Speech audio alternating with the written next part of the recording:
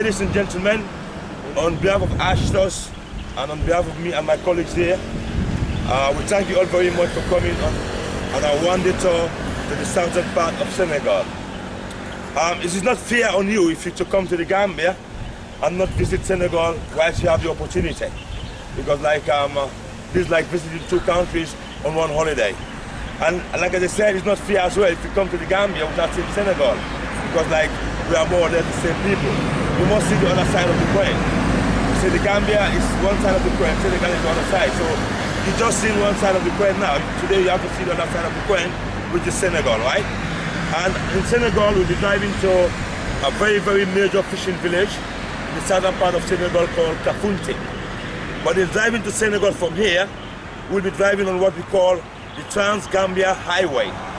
And the Trans-Gambia Highway will take us all the way to Djibouti. Djibouti is the last town in the Gambia. When we get to Djibouti, all you have to do is to give us your passports. We'll walk to the immigration and have your passport stamped. So I hope everybody have your passports on you, right? And then from Djibouti, we'll drive to Siliti. Siliti is the first town in the southern part of Senegal.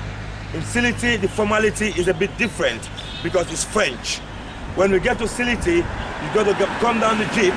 You have a checkpoint where they will have to check your face against your passport to make sure you're not carrying your brother's or your sister's passport. I don't look like it. Right. My photo. From there, you give us your passports, we take them and have them stamped.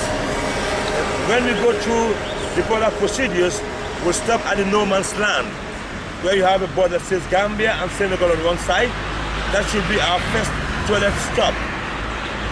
From there, we'll drive to Kafountine itself, which takes roughly an hour to get to Kafountine. When we get to Kafountine, the first thing we do, we stretch our legs. And in doing so, we'll be taking you on a guided walk in a very, very small market.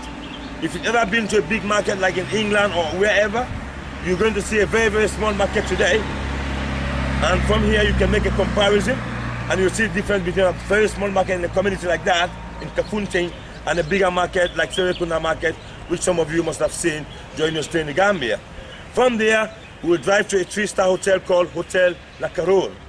When we arrive in Hotel La Caronne, the first thing we do, we use the ladies or the toilet facilities in the hotel. We fresh ourselves, especially ladies. You can do your lip shine and everything, do your hair.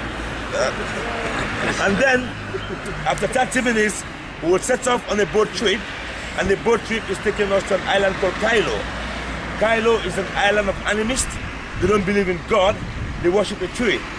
But in the Gambia or in Senegal, we don't have a religious problem, because Muslims, Christians, non-believers all live in the same community.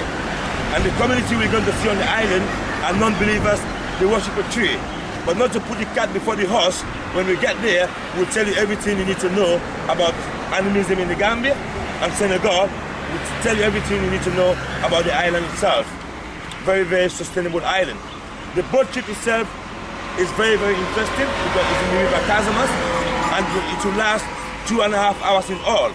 1 hour to get there, we'll spend roughly an hour on the island, and then roughly 2 hours in all, going and coming at the time you spend on the island. There is a surprise on the island we're not going to tell you now. When you get to the island, you see the surprise, right? From the island, we'll come back to Hotel La Caronne, where we'll have a 3-meal course. We'll have shrimps as starters. We'll have chicken and fish. If you like fish, very big barracuda, grilled, right? If you like chicken, we have a buffet lunch. After a buffet lunch, we'll have dessert as well. Then from there, if time permits us, we'll spend an hour at the hotel or in the hotel, right? You can use the beach or you can use the swimming pool. From there, we'll be driving back home. But coming back home, we'll tell you what we're doing on our way back when we're ready, right?